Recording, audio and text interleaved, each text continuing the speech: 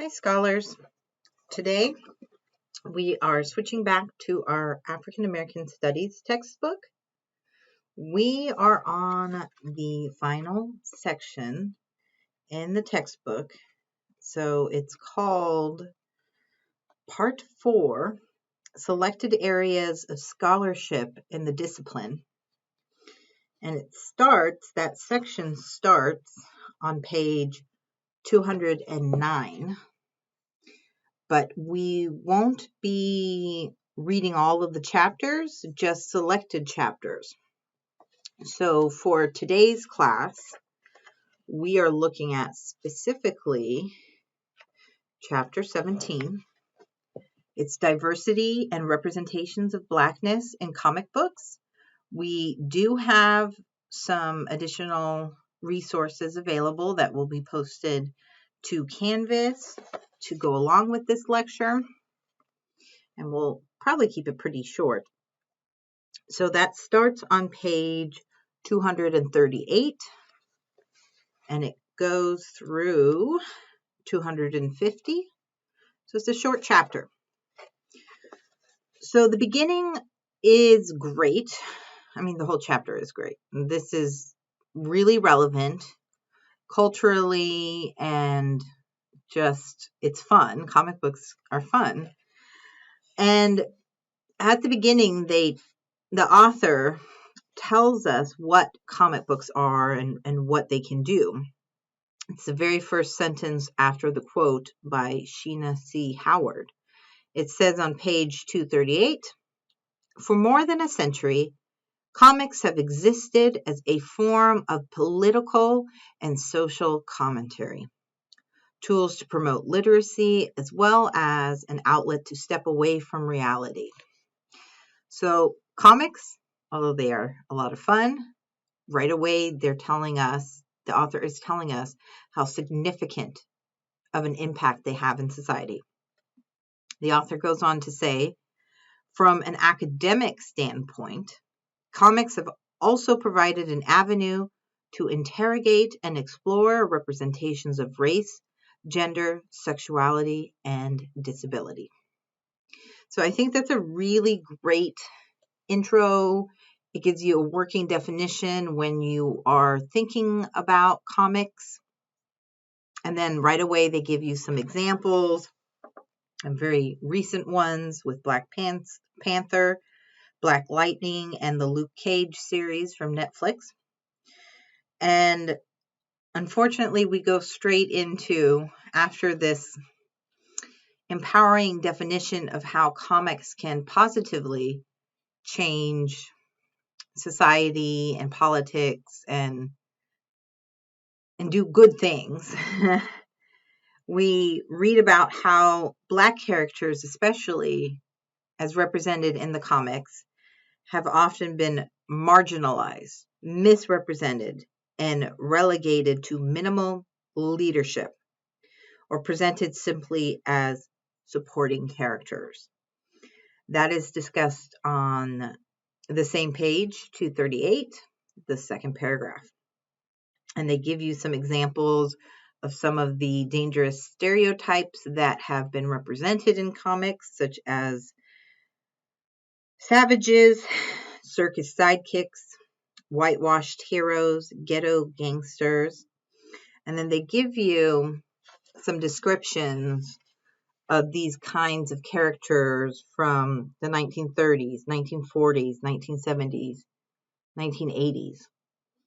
So misrepresentation and media representation has affected the way the Black community is perceived in comic books as well. And it's really not until the 1990s when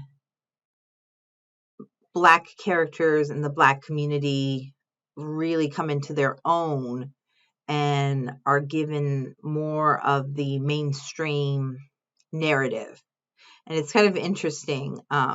They talk a little bit about that on page 239, the transition between the decades in terms of what you are seeing. So the standards in terms of Black comic books and Black comic book characters is very important, and it aligns with what you are learning in the Black Studies course. So at the section that's titled Resetting the Standard on page 239, it says, although few, they would help to shift the misguided norms and establish new standards that uplifted the Black community, reflected diverse Black experiences, defied Jim and Jane Crow stereotypes, and pioneered the comic and cartoon industry. So the standards start to shift. And so this idea of the Black race, Black diversity, Black experiences, Black empowerment, these are all key aspects of Black studies and what you have been learning about in the class. As you read this chapter on page 240 through 242, you get a really good section. It's titled Black Superheroes Matter. You get a really good section in which they discuss some of the mainstream Black superhero characters such as Black Panther, Luke Cage. We have John Stewart, the Green Lantern. And I think that this is a great section because it's relevant and you're probably more familiar with it. And there's a really powerful quote at the bottom of page 241 that goes into 242 about how these Black heroes serve as a source of potent racial meaning that has substance and resonance far beyond their function and anticipated shelf life.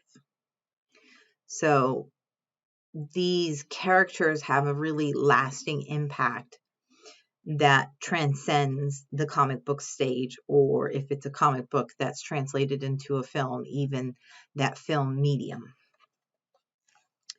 There's a couple of sections here as you're reading about Black women in comics and about the changes in narrative in terms of body positivity discourse, being able to depict more plus size characters or that challenge Western standards of beauty, but still there are some stereotypes that the Black women characters can fall into, talked about on page 243 at the top, the mammy, the Jezebel, gold digger, welfare queen, or a kind of standard misrepresentation that goes across the genders, this angry Black woman, angry Black man character.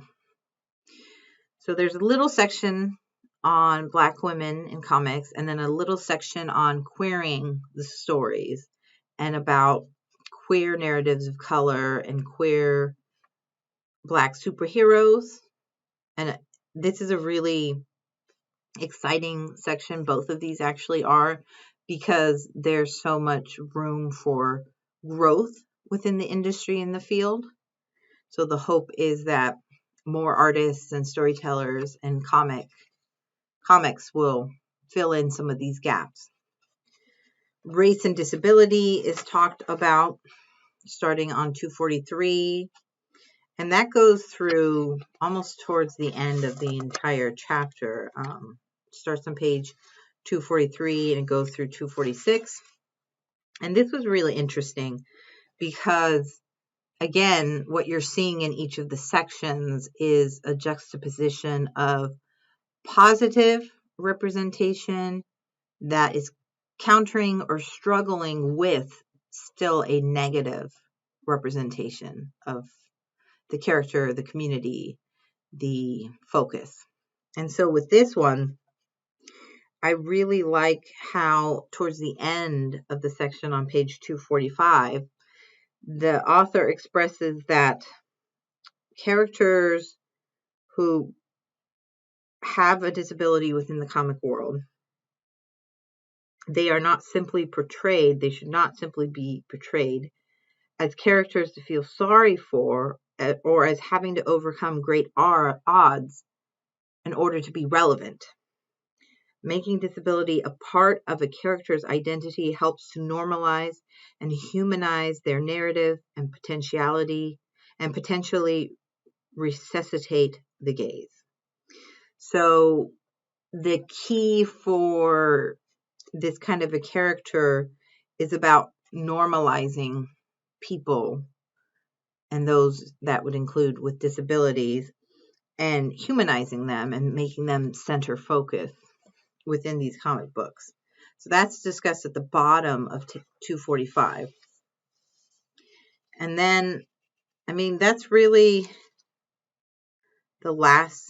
almost the last thing I would highlight from the chapter.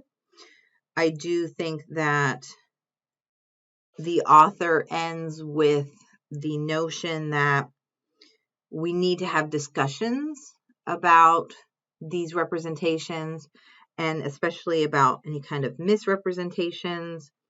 They talk about some really awesome Black comic book conventions that go on across the country that fans attend, to have these spaces where they can push standards, white standards or white norming within the industry.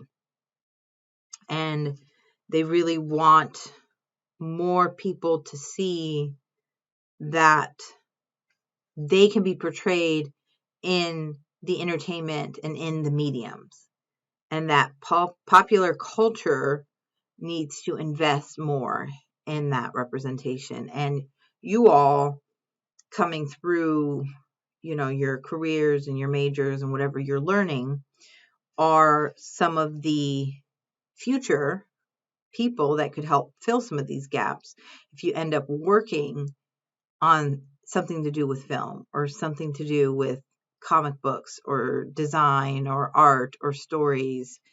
So it's really up to the newer generations to push that this is powerful and this is needed and this is groundbreaking. And Black Studies as a field offers one very significant, the significant avenue for accomplishing some of this labor.